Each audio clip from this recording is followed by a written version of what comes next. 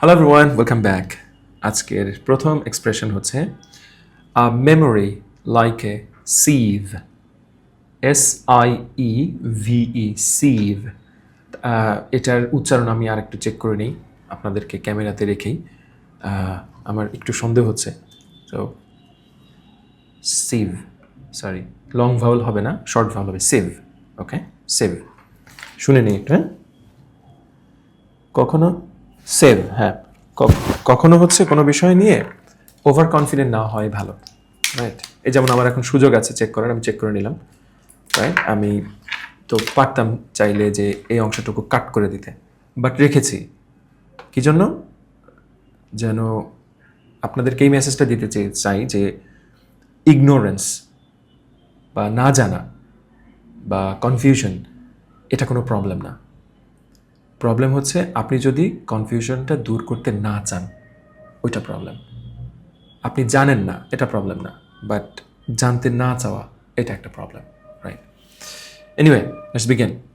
A memory like a sieve, a memory like a sieve এর মানে হচ্ছে খুব ভুলে যাওয়া মানুষ, অর্থাৎ যারা সহজে ভুলে যায়। Example, I've got a memory like a sieve. I've got a memory like a sieve. অর্থাৎ আমার মেমোরিটা কিসের মতো? সিভের মতো। সিভ মানে বুঝতে পারছেন তো? ছাঁকনি। আমরা ছাঁকনি আছে না, যেটা দিয়ে আমরা ছাঁকি কোনো কিছু, দুধ ছাঁকি বা এরকম কোনো তরল বা ওরকম কিছু, সিভ। অর্থাৎ থাকে না, আপনি যাই দিবেন তাই কি হয়ে যাবে, আস্তে করে বের হয়ে যাবে। ওইটার সাথে তুলনা করা আছে। I've got a memory like a sieve. আমার ব্রেইন একেবারে ইসের মতো, কি বলে, ছাঁকনির মতো, রাইট? কিছুই থাকে না, ভুলে যাই।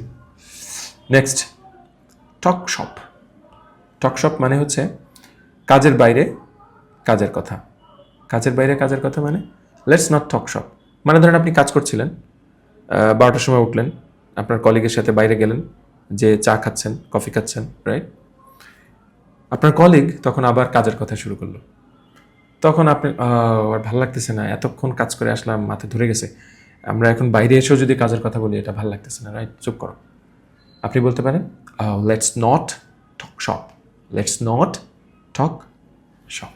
ওকে, সো প্রথমটা ছিল মেমোরি লাইক এ সিভ, তারপরটা ছিল talk shop, and the last one is interesting, dad dancing. Dad dancing. So dad ড্যান্সিংটা কি? বাবারা নাচলে যেমনটা দেখায়, যদিও আমাদের কমিউনিটিতে নাচানাচির ব্যাপারটা এরকম, আমাদের কালচার ওরকম নাই। যারা আসলে নাচ শিখে বা সাংস্কৃতিক মানে পরিবারে বড় হয়েছে, তাদের ব্যাপার ছাড়া, সরি গাইস, একটু ক্যামেরাটা নড়ে গিয়েছিল, তারা ছাড়া সাধারণত নাচানাচি হয় না। তো যাই হোক, আমরা ফ্রেজটা শিখি। ড্যাড ড্যান্সিং এটা হচ্ছে অকওয়ার্ড বা আনকুল নাচ। মানে ধরেন নাচতেছে কিন্তু কোনো কোনো তাল লয়, কোনো মানে ছন্দ মিলতেছে না, রাইট? যেমন ধরেন আমাকে এখন যদি নাচতে দেন, তাহলে ডেফিনেটলি ওটা ড্যাড ড্যান্সিংই হবে। আর আমি তো একজন ড্যাড বটেই, এবং আমি পারিও না নাচতে। সো আমি নাচলে সেটা ড্যাড ড্যান্সিং হবে, জাস্ট হাত পা ছোড়া হবে, বাট আর কিছু হবে না। সো এই টাইপ ড্যান্সিংকে বলা হয় ড্যাড ড্যান্সিং। একটা এক্সাম্পল, হি ওয়াজ ড্যাড ড্যান্সিং।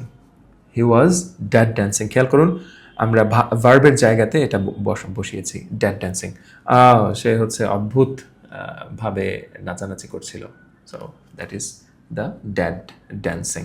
এনিওয়ে, সো প্রথমটা ছিল আমাদের মেমোরি লাইক এ সেভ, পরেরটা হচ্ছে talk shop, and then finally dad dancing. দেখা হচ্ছে, কথা হচ্ছে পরের এক্সপ্রেশনে। বাই।